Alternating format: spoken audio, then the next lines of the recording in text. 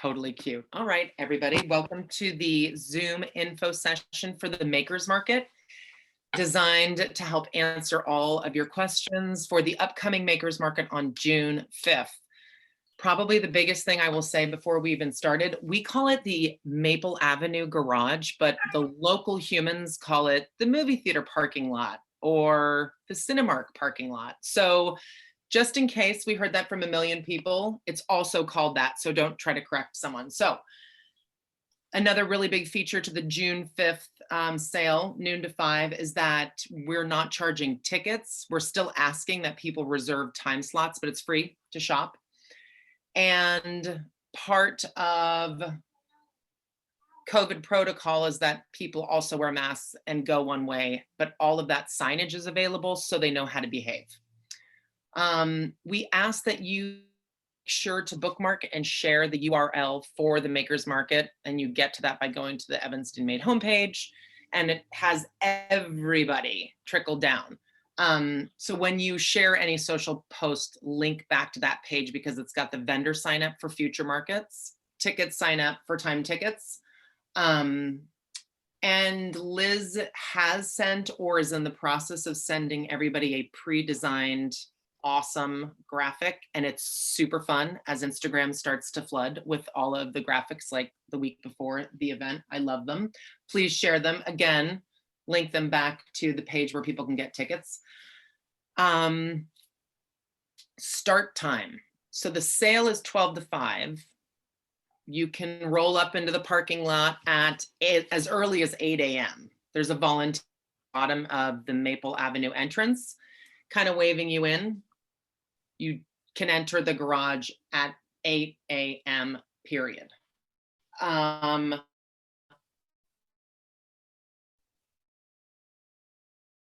Arrive, depending on your rig and your setup.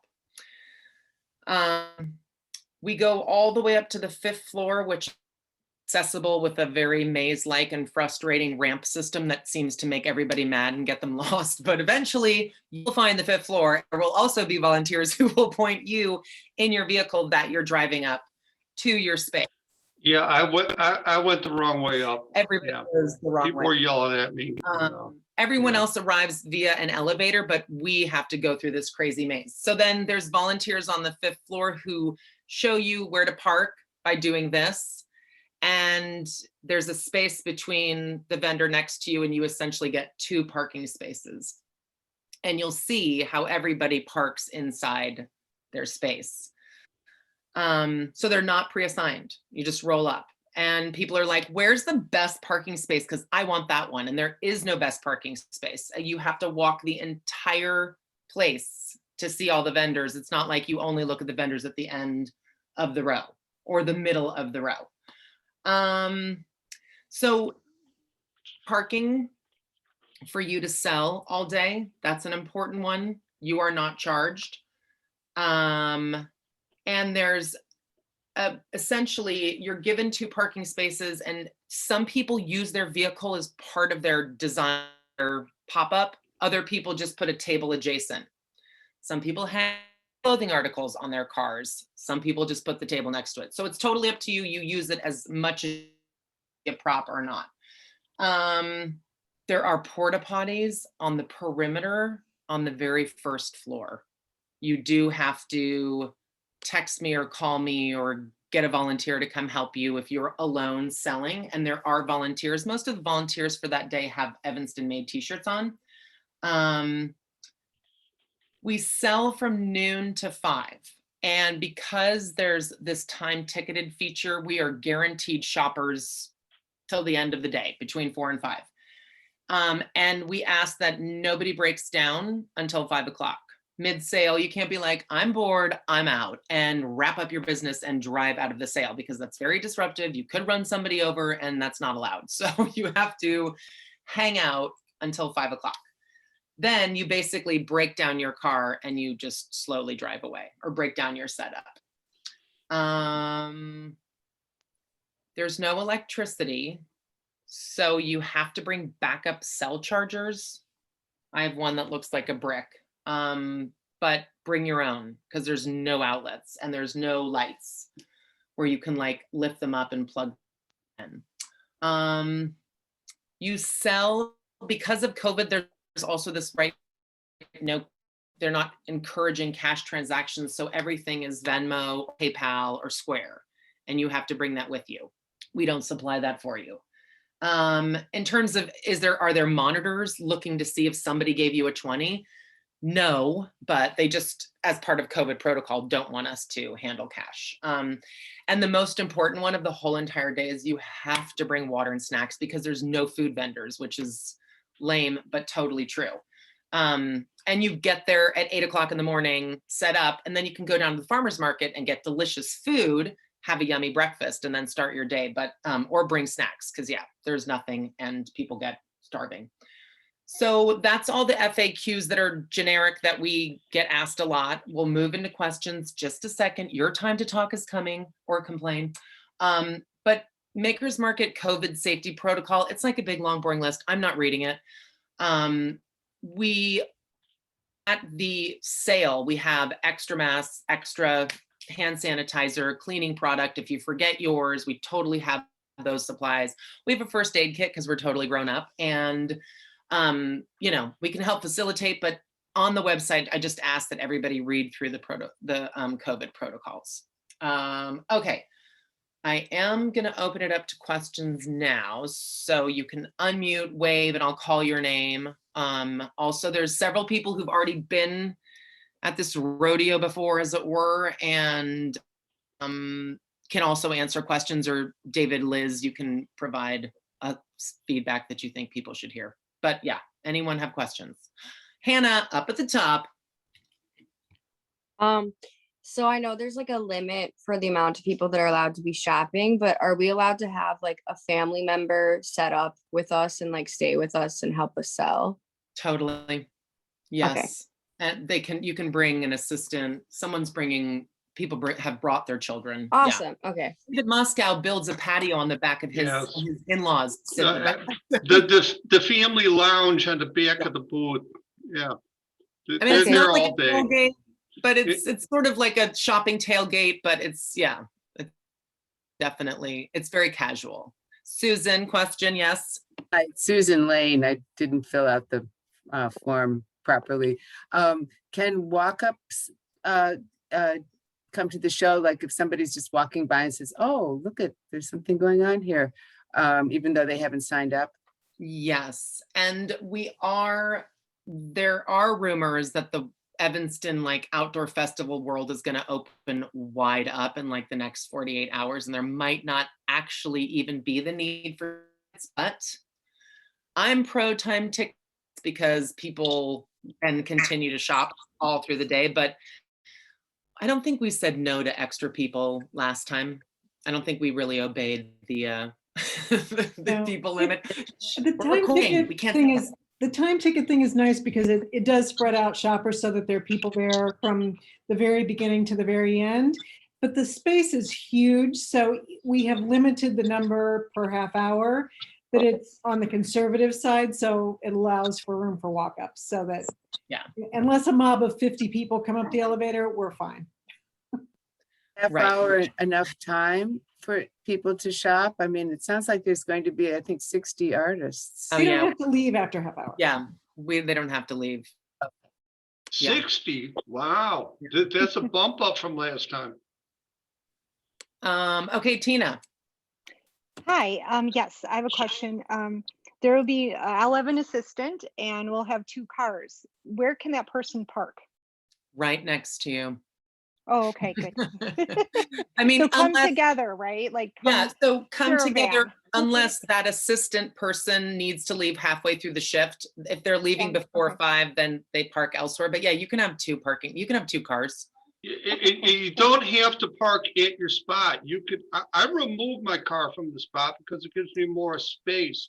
And just like, you know, about 50 feet away, you just park in the garage. You're in a parking garage. So you can have 2 cars. You could have 4 cars in there. I mean, really, and you just don't park in your space. But so there's plenty of parking. It's a parking garage. Thank you. There's plenty of room. Thank you. Rachel. I apologize if this was already discussed. No problem. But taxes,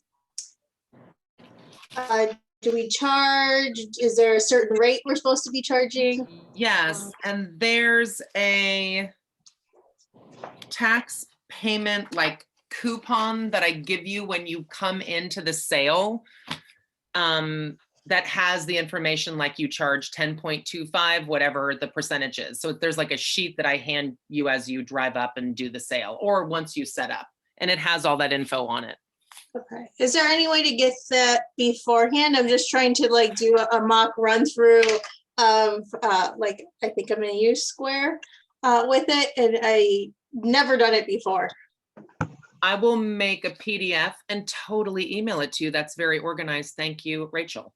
It's 10.25%. You add 10 that and a to quarter. your, add that to your item and just submit to Square the complete sale. Then you're gonna remand the tax yourself. You write a check to the state. And Rachel, also just to add, if you're using Square, it has a feature in there that you can add tax. So it does it for you. And Square then produces these really fancy post-event reports that are super easy to read and not confusing like other platforms that really frustrate and anger me. Does Square actually remit the tax to the local tax body? No, No, no. no. A question in the chat is, are there designated vendor spots? There are not designated vendor spots. It is first come, first serve. And what we'll do, someone else is asking for clarification on the taxes. I'll write up a little FAQ taxes and get you in the email. So, because I do think it's a little bit confusing and it's easier to read it and then process it. And you do have to file this thing anyway. So yeah. Another question, Rachel? Yeah, sorry.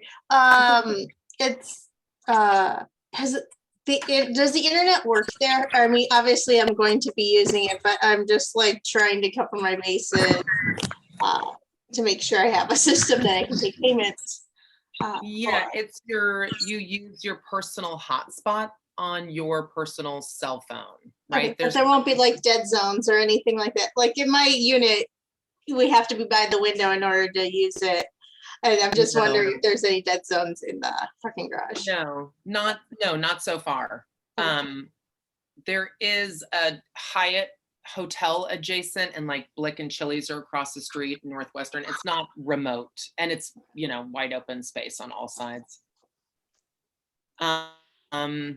And it's free to attend. And if the city, the other thing is, if the city does say that there are no limits, we'll definitely update the language in all of the marketing. So we'll let people know. And speaking of marketing, one of our most successful drivers for this event, and if you asked 100 people how they heard about this event, they would say Instagram. So stories, posts, reels, anything you can do, humans all day long are shopping on Instagram. And it's very, very useful to save all the promos that people send you. And if you have not received a promo from me yet, it's in my to send box when we hang up. So you will by the end of the night. And they're not required, but they are like free ads. And then we turn them into ads too. So yeah, push them and use them. Yeah, and feel free to do your own too, but we just want to make sure you had ours. Someone did ask before if we have like designated, I'm a vendor, my name's Barbara and I'm a vendor, signage, name tags. I think Lisa Haskin wanted to produce those. Definitely bring all the things with your name, website, Instagram on them. And even if you don't have a lot of scratch, make a business card. Like make something really small, double-sided color to give people away, because plenty of people come to these things, go to every single booth and walk out and buy nothing. And in a month, they're like, how do I find a lady who made the frickin' fanny packs that had this kind of pattern? So it's always like, give them something to take away, even if they don't leave with your product. And if they do leave with your product, also have an adorable little like button sticker situation that you can put on their bag so that they turn into customers. What else can I tell you? Else do you need to know about the Makers Market? So I would recommend to anybody when they're looking at the spot, set up under a light. There's lights in the parking garage, and sometimes vendors set up next to the light, but there's a light. If you just move over 10 feet, you can set up under a light. Much better for the booth action. True. True, true. We also do a ton of, well, not a ton, but there's a big art making station component thing. So if your friends are like, oh, I don't want to drag my kids around a parking lot. I don't want to bring my kids. I have my nephew for the day, whatever. Bring kids. There's art making. It's a big, huge, fun space. If people ask dogs, I don't think to bring a dog, but you're more than welcome, because I know that's a big issue at the farmer's market. And the farmer's market is, also tell people the farmer's market starts at 7 and ends at 1. So we overlap for an hour. And they can go to the farmer's market and shop and then hang out and come to the Makers Market. So like try to encourage people to go to both, maybe even go downtown and go have lunch, but try to encourage people to tandem events.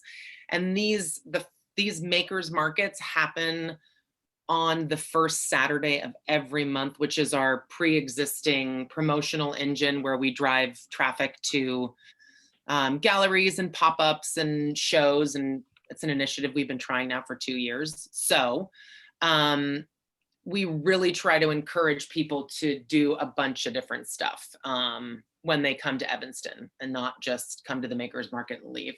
So we'll also send you links to all the first Saturday listings, which the Makers Market fits into.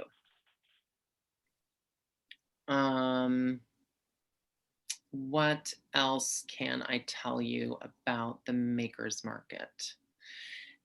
Overall, it's a very casual, laid-back shopping experience. It is not a high-speed, stressful, people who are, it's very laid back. It's super, super laid back. So just in case, like if you're nervous or it's your first one, or you have these kind of expectations, like it's a super chill, laid back, casual day inside of a parking garage, and you're setting up next to your car. So it's very, very fun. And it's a great way to talk to people and meet people face to face and have good conversations with like other makers, because I know this is going to make Liz mad, but there might be 100. So,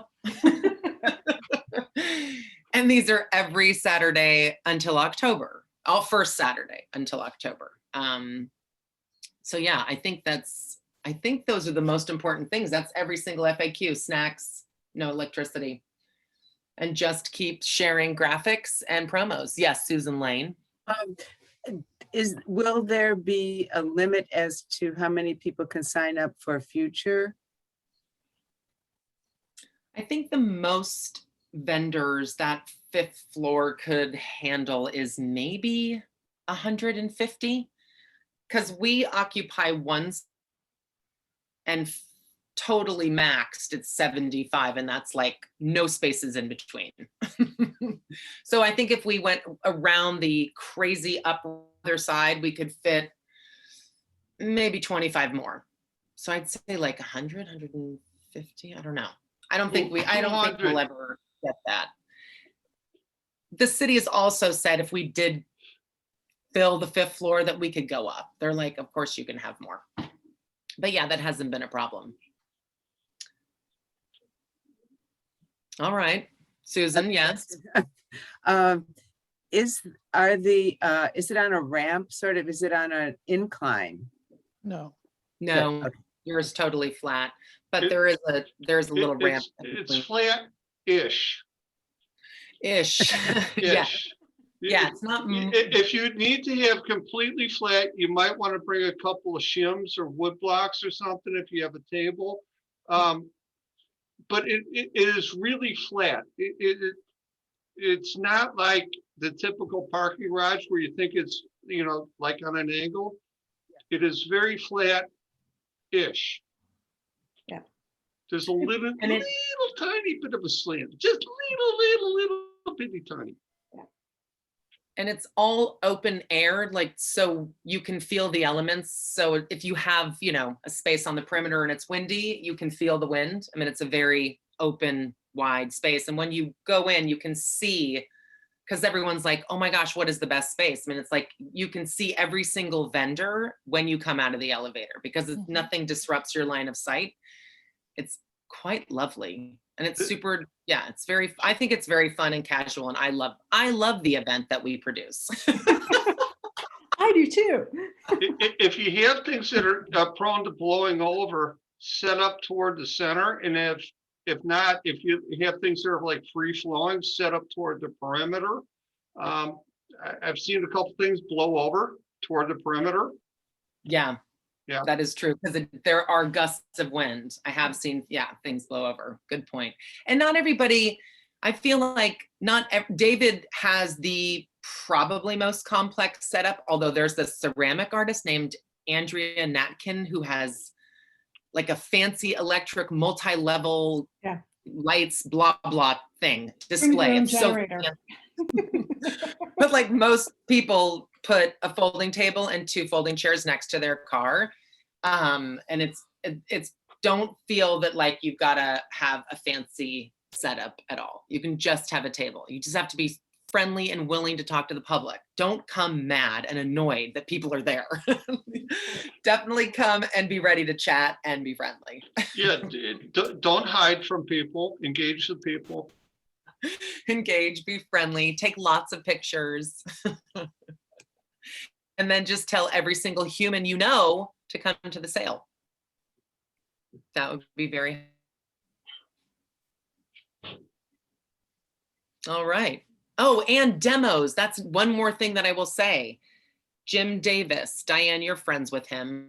He is doing a demo where he's making this certain kind of bow because he does these floral decorations for door fronts and home. So he's going to do a demo and he's like, is that okay? Am I allowed to do demos? You absolutely can do anything you want to do. Demos, making, working, painting, live painting. Really like to see stuff in action. So you don't have to ask us permission to do any of that. I'm so glad I saw Diane's name. And I also think that's really fun. And if you want to do a specific demo and you want us to promo it, like at 2:30, I'm doing denim painting like Barbara Ruiz did last time. Let us know and we'll add that to the promotions because that's super fun. And people love to learn stuff and see artists in action. Yes, Rachel, for the trifecta of questions. Yes. David Moscow, turn off your microphone. David, mute yourself. Okay, yes, Rachel. This is my first event of anything selling. I got super excited when I went last month to scope it out. Yay. To see if it's something I could do.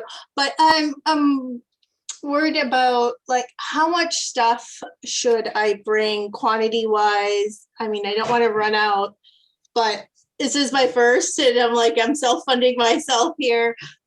So I just don't want to like expectation wise.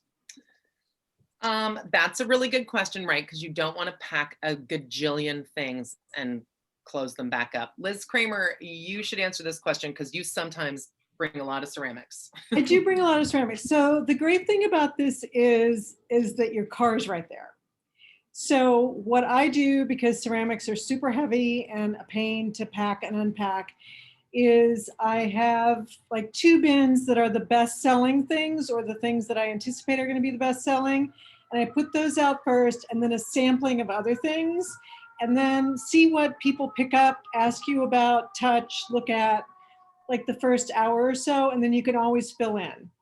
You can, because you're there and it's not going to be like there are 40 people standing at your table. If somebody starts looking at things and they say, oh, do you have this in another color or another size or another style? Or, I'm not looking at what you're making, so I'm not referencing your work specifically, but you can say, yeah, look, I've got a whole car full of things. Like, tell me what you want and I'll see if I can find it. So you don't have to feel like you have to unpack every single thing, but it's really hard. I mean, people sell a lot of product, but every market's a little bit different. And so I always say be over prepared, but you don't feel like you have to unwrap every single thing. And, you know, sometimes the display piece, less is more, and then you can always fill in and add to it as you go. That is super helpful.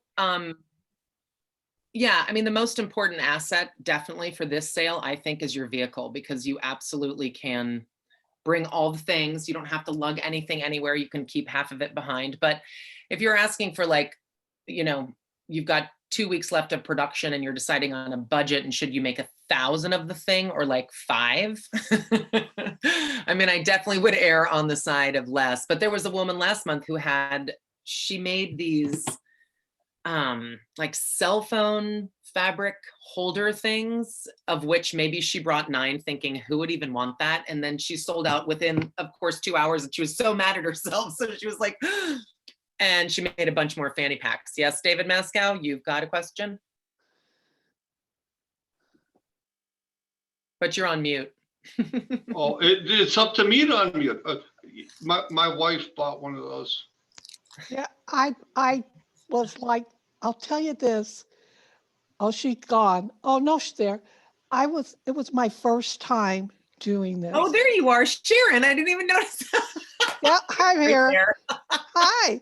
And it was my first time, and I literally was like, I don't have a whole lot of inventory. So I brought what I had.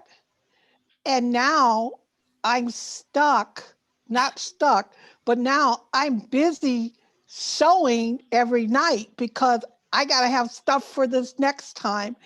And you don't know what people are going to buy. And I don't know what you're selling, but you really don't know, and you'll be surprised. I have to say I was pleasantly surprised that I was so well received, and the people were extremely, extremely nice.